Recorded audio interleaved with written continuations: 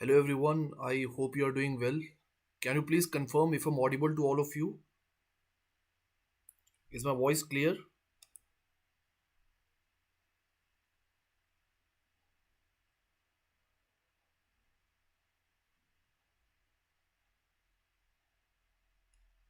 Hello everyone, I hope fine. So it's clear. So without wasting any time, let us begin with the session.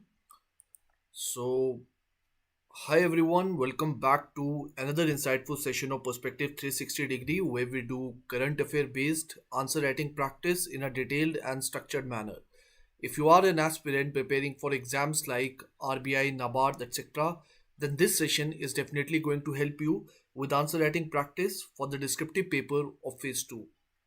So without wasting any time, let us begin with the session. And as you would have seen in the thumbnail also, that today we are going to discuss regarding the Make in India because this is the Make in India. It's been 10 years that the government has launched this initiative, and it was there in the news. It was highlighted in the different news articles, and that is the reason why we are discussing as a part of it.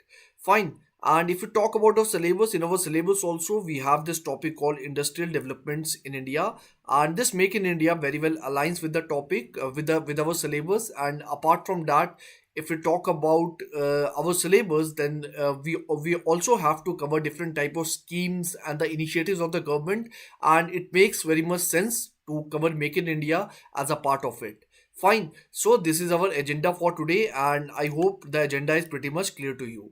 Now, let us move on to the next part, which is basically the expected question for today. So, if you're somebody who is new to this Perspective 360 degree initiative, let me tell you that here, firstly, we give you an expected question, and we are going to discuss the expected question as a part of this session. And once this session is done, you have to write the answer of the expected question in the comment box that will be evaluated by our team within 48 hours. Fine, not 24, but 48 hours. So if you want your answer to get evaluated, so today is Wednesday, so comment down your answer before Friday 5 p.m. and our team is going to evaluate it free of cost. Now, as I always discuss in all my classes, that the answer blueprint that you need to follow, where you will divide your answer into the introduction, the main body, and the conclusion. Most of you in the comment section in the last class, they were asking me regarding the word limit that they have to follow regarding these subcomponents. So basically, for the introduction, you have to dedicate around 10 to 12% of the total word limit. And the same rule shall be applied to the conclusion also, and the rest of the word limit should be dedicated to the body part, where you will write your body in the form of heading and different subheadings, and you will write your under the subheadings you will write your different points in an organized manner, and that you will also try to substantiate using either data, facts, or example. So I hope it is clear to everyone. Now, let us move on to the bigger discussions, that is regarding the Make in India scheme of the government. So, Make in India is nothing, many of you would already be aware about it. That is, it is the flagship initiative of the government. And what is the aim of this flagship initiative?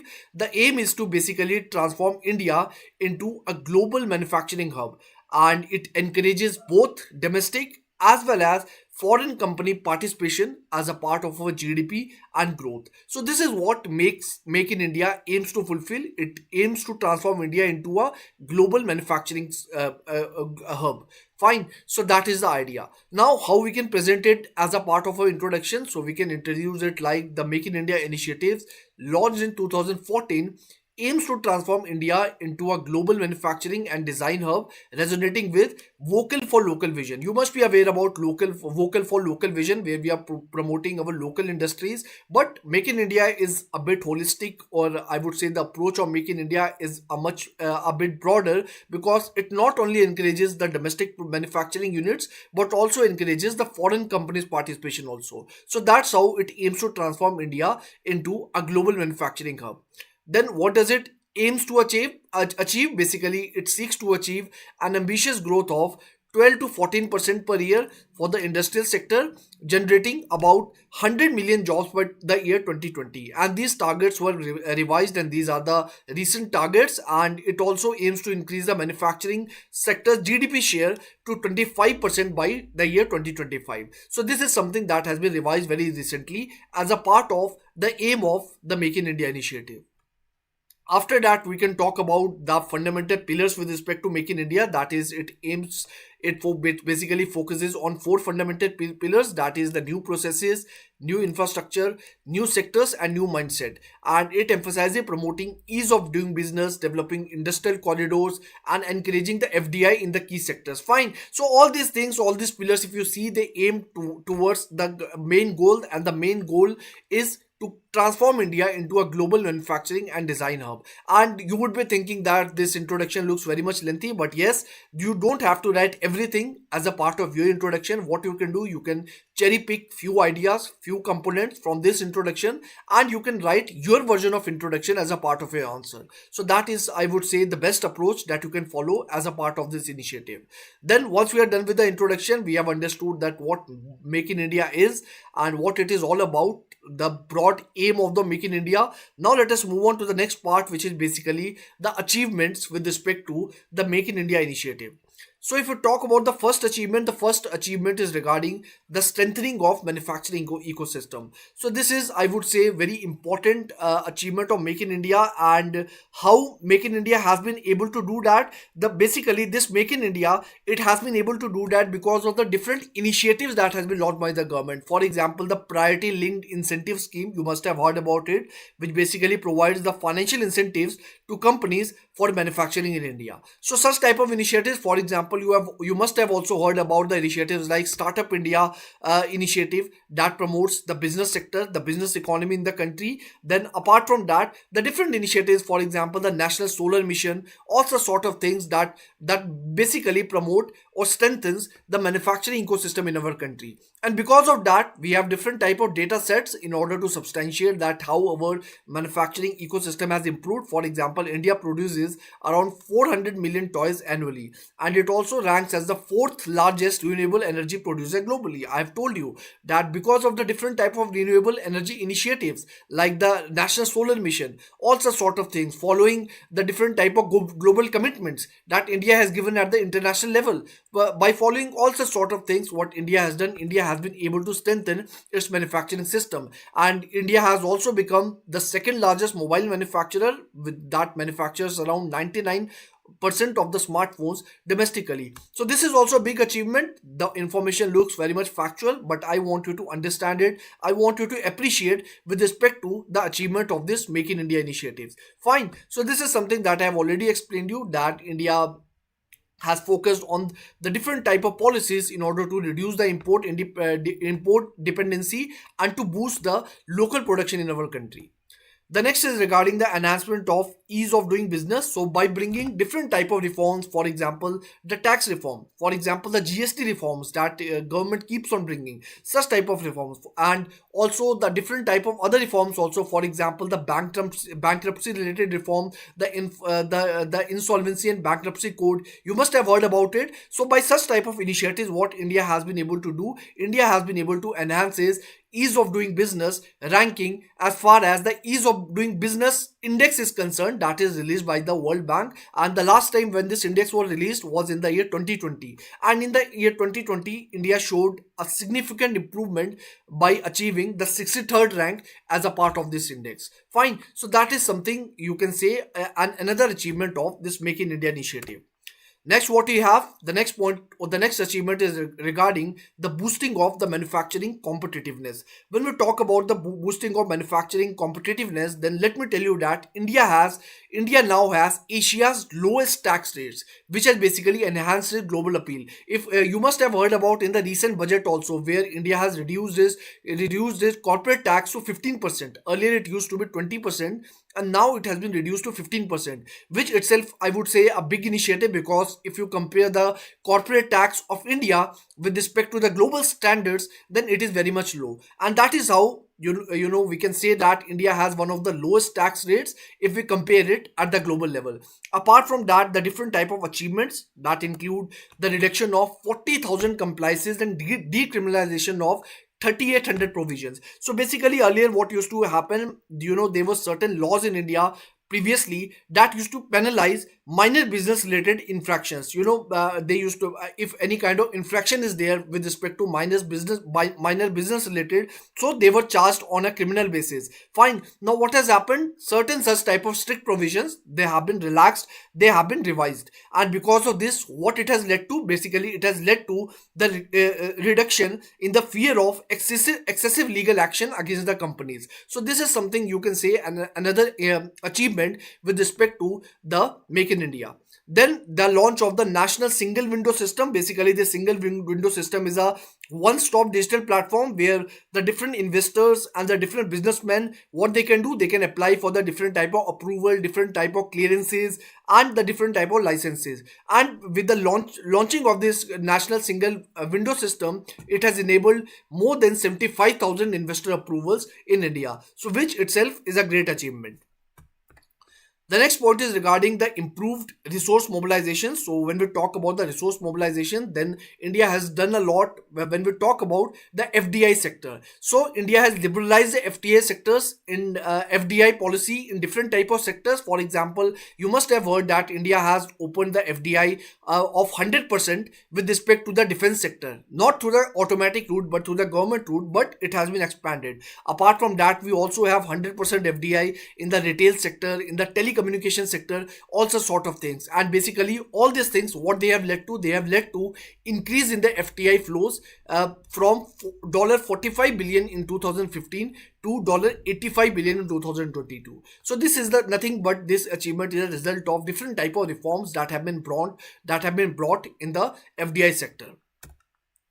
The next is regarding the growth in the merchandise exports. So if you talk about the merchandise export, then India has achieved exports with $437 billion in 2024, including high-end products. High-end product basically means that technologically advanced and highly specialized product. For example, in the electronics, automobile, in the pharma sector also. For example, India has established expertise in the generic sector, generic drugs, in the vaccination also, that we have very recently witnessed during the COVID-19 times. So because of that, India has been able to achieve high-end products. Fine. And India also supplies 60% of the world's vaccines with $27 billion exports in drugs and pharmaceuticals. Fine. And basically what all these things represent, basically they emphasize that India's increased global value chain participation. Fine. So that is something that we can witness as a part of all this initiative that has led to the achievements with respect to the Make in India initiative. And I hope it is pretty much clear to you. There is lot of information, lot of data sets, but what you have to do, you don't have to remember everything, but you can memorize few of the important data sets that you can use as a part of value addition in your answer. I understand that this is too much of data, but my job is to give you content, to give you information. It all depends on you that what type of information you would choose to write in your answers. Fine. Either you can write these points or you can write some kind of examples also sort of things as a part of your body. Fine. The next is regarding development in the defense export also. So we know that recently, because of the different reforms that we have seen in the defense sector, India is basically shifting from the defense importer to the defense exporter. And let me also tell you that as a part of our defense production policy, defense production and export promotion policy, India aims to increase the exports to $5 billion by the year 2025, which itself I would say is a great target. And because of the different initiatives, because of the boosting of the localized defense sector, we have been able to do a lot as a part of it. Fine. So what India has been doing, India has been promoting the indigenous production of major defense exports. For example, the Dhanush artillery guns, the MBT Arjun, LCA Tejas, and submarine, also sort of things India has been able to achieve, because of which we have witnessed the increase in exports with respect to our defense sector. So these are the major achievements, the important achievement with respect to the Make in India initiative. Fine. So now let us move on to the next part, which is regarding the the concerns that are there with respect to the Make in India initiative. So the first concern is regarding the manufacturers. In spite of all this, the achievements that the Make in India initiative, there are concerns with respect to the manufacturing sector that is falling short of its target. And what is the reason behind it? There are different type of reasons. For example, even if we are boosting the Make in India initiative and also sort of policies that the government is bringing, we are still facing the bottlenecks with respect to the development of infrastructure. India has this problem of lack of substantial infrastructure with respect to the growth and development. Apart from that, another major challenge is with respect to the global competition. The global competition, the increase in the global competition with the different type of countries. For example, you can write the example of Bangladesh also, which is the second largest exporter of world with respect to the garment industry. Fine. And why it is a competitor to India? Because it is the second largest exporter with respect to garments after the China. And why it is the second largest exporter? Because it gives tough competition to India with respect to the low labor cost, and also it has signed a different kind of preferential trade agreements with different countries, because of which it gives increased high competition to India in this sector. So this is just a one example with respect to different kinds of goods and services. India has been facing a lot of competition, and because of this high competition, because of this lack of infrastructure, what we have witnessed the shortfall with respect to the achievements of our target as a result of all these factors. Fine. So let me just go through the line that despite the Make in India initiative, the manufacture sector contribution to GDP in 2023, it remains stagnant at 17.7%, which is far below the target of 25%. So as a part of our Make in India initiative, what we were targeting 25% target, but we have been only able to achieve, if we talk about the 2023 data, we have only been able to achieve the growth of 17.7% only. Apart from that, the growth in manufacturing has averaged 6% since 2014, which is lower than the ideal range of 12 to 14%. So I've told you the reasons also, that what could be the reasons behind the shortfall of these achievements with respect to these targets. Then the limited success of FDI driven development. Now if we talk about the FDI development, then India has faced major constraints with respect to that, especially with respect to the declining investment rate in India. And that is mainly because, if you talk about the three type of sectors that is there in India, if you talk about the three major sectors, the first is agriculture, the second is manufacturing, and the third is the services. Fine. Now if you talk about the Make in India initiative, is basically primarily targets the manufacturing sector. Fine. But what we are witnessing, we are witnessing that instead of the manufacturing sector, the foreign companies that are coming up, they are basically doing a huge investment in the services sector, which is the third sector as a part of our country. Now we know that this tertiary sector, which is the service related sector, is doing very well as a part of our economy. But what we want to do, we want to fix the gap that is there in the manufacturing sector also. And this is something an issue, because a lot of investment is happening in the services sector, but is not happening in the manufacturing sector. And because of this, we are facing a large gap with respect to the concerns that are there with respect to the Make in India. Fine. So the investors, what they are doing, they are preferring the IT and the services over the manufacturing sector, because this IT and the services sector, they give the quicker returns to the investors, and that is the reason why they are focusing primarily upon that. And apart from that, we are also witnessing the structural issues also as a part of our manufacturing sector. For example, if we want to set up an industry as a part of manufacturing sector, what do we need? First of all, we need a land, and we know that land acquisition is a big problem as a part of our country. Apart from that, there are other issues also. For example, the high energy cost, the delay in the approvals, also sort of things which basically limit the success of the FDI driven development. So that is the idea. And if you talk about the data, that is basically the result of all these factors. So the FDI inflows averaged 1.8% of the GDP compared to 2.1% in the previous decade, which shows the limited progress despite the high absolute inflows. Fine. Then most of the FDI since 2017, it has been concentrated in 9 sectors only. And these 9 sectors, they are, as I said, that most of this FDI development has happened in the service sector only. So what about the other sectors? So while 53 sectors, which include the manufacturing, they have received only 30% of the FDI. So that is something I would say an important concern with respect to Make in India. Next is regarding the job losses in manufacturing sector. So one of the another important concern is with respect to the job losses losses, and the reason behind this is because of the increase in the automation in the manufacturing industry, because of the increase in the automation, because of the increase in the technologies. What is happening, the demand of the labor is reducing in the manufacturing sector, and what it is leading to, this is leading to a very important concern, which is related to the unemployment or the job losses in the manufacturing sector. So if you talk about the data, then instead of achieving the goal of creating 100 million job, which is a part of our target of Make in India, what is happening? The manufacturing workforce declined from 51 million to 35 million in 2023, which I would say is something that is a very important concern that has been highlighted. Then the next is regarding the slowdown in the real gross value addition, which is our real GVA.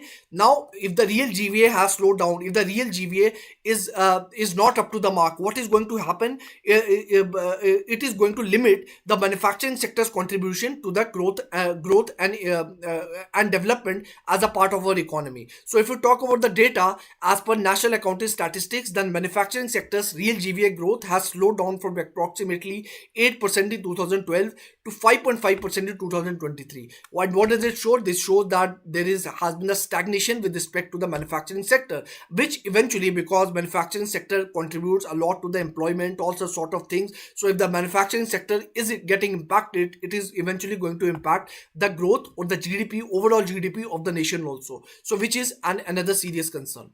Fine. Now next, what we can write. Now since this question is of 600 words, so what I usually recommend as a part of such type of question is that, see, if you face any such question in the examination, if the achievement is asked, and if any kind of concern and or the challenges are asked, so even if the solutions are not asked, what you should do, you should at least write the solution in a very brief, in a very concise manner. Do not try to explain it, do not try to write lengthy lines, but at least try to write 2 points, 4 points, whatever you can write depending on the amount of time that you have. Fine. So if the question regarding the concerns or the challenges is asked, even if the solution is not asked, just try to write it in a very brief manner. But in case in the solution is also asked at a part of the question, then you have to elaborate it, then you have to explain whatever you are writing. But since they are not asked in the part of this question, so what we can do, we can just shed some light, we can write it in a very brief manner. This is also too much, you don't have to write in such an elaborative manner. This is just I have written for your explanation. So what you have to do, you have to write in a very short, in a very concise manner, with respect to the challenges or the concerns that we have discussed above. Fine. So if you talk about the way forward with respect to the Make in India, what we can do in the future, so basically we have to focus on adopting the advanced technologies, for example related to artificial intelligence, the machine learning, also sort of things, so that we can improve the skilling. So because one of the major concerns that we have discussed is regarding the increase in the job loss. So what we need to do, we need to adapt our nation, adapt our workforce with respect to the technological advancements that are happening in the manufacturing sector. Next, what we have the we need to encourage the entrepreneurship also. So we need to foster entrepreneurial opportunities for India's 2.2 million STEM graduates. Fine. So what it is going to do, it is going to create more and more employment, and it is going to create more and more contribution as a part of the manufacturing sector in our GDP. Fine. Next is enhancement of innovation. So as a part of enhancement of innovation, we need to implement a triple helix model. What a triple helix model? Basically, it basically talks about the innovation, and it basically links the interdependence between the three factors. Fine. If it so it talks about triple helix. So in the triple helix, triple basically means the interdependence of the academia, the industry, and the government. Because what is going to happen when we will improve the academia, when we will bring the innovation in the academia, that is at the education level, and we will link the academia with the industry, then what is going to happen, the students that are going to study as a part of this linkage program, what they are going to learn, they are going to learn the skills, they are going to gain the knowledge depending on the demand that is there in the industry. So that is what is going to happen when these students, then when they are going to pass out of the schools, out of the college, and since they have the gap with respect to the demand in the industry, the demand of the skills in the industry has reduced. What is going to happen, it is going to help them to gain easier access, to get the easier employment opportunity in the different set of industries. And lastly, of course, the government collaboration. The government should also bring different type of programs that can boost all this type of initiatives as a part of the triple helix model, so that can basically translate the knowledge into the wealth. The fourth point is regarding optimizing the core strengths. So basically, we need to prioritize the services and the manufacturing related services.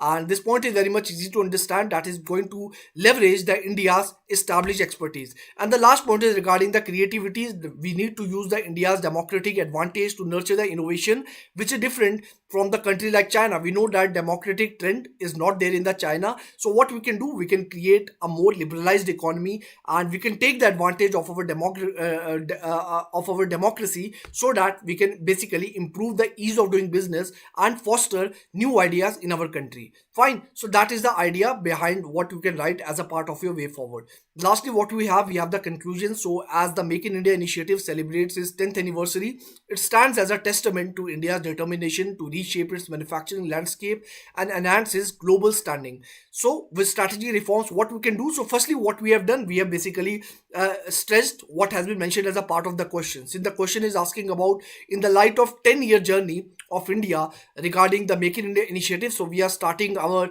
conclusion likewise, that the as the Make in India celebrates 10th anniversary, it stands as a testament to India's determination to reshape its manufacturing landscape and enhance its global standing. Then what is the next part? We are basically writing a way forward. What could be the vision, what we can do as a part of a long term trend? So with strategy reforms, investment friendly policies, and strong focus on infrastructure development, the initiative has significantly enhanced India's industrial capabilities. So this is something that has been the contribution of Make in India as a part of our economy. So you can write your own version of conclusion as a part of your answer. Now, this is the question, the answer of which you have to write in the comment box, and this will be evaluated by our team within 48 hours. And this whole initiative is free of cost. So, today is Wednesday. Do write your answer before Friday 5 p.m. so that you can compare it with the answer of your fellow aspirants also, and your answer also gets evaluated. So, that is the idea. Lastly, we have these EduTap blocks for you. Where you can read different set of articles, informative articles that are going to help you in our preparation in your preparation journey. Fine. So I hope it is clear to everyone. Now let me just see the chat box if there is something from where we should prepare for NABARD Grade A. Yeah, Itrak, we keep on bringing topics for the NABARD Grade A also. So this topic is also relevant to the NABARD, because this the government schemes also set of information is relevant for the NABARD syllabus also. So we keep on bringing such topics for the NABARD also.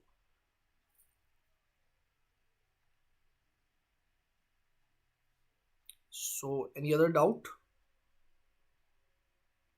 Fine. So now I'm ending the session. So thank you so much, and do write the answers, and all the best.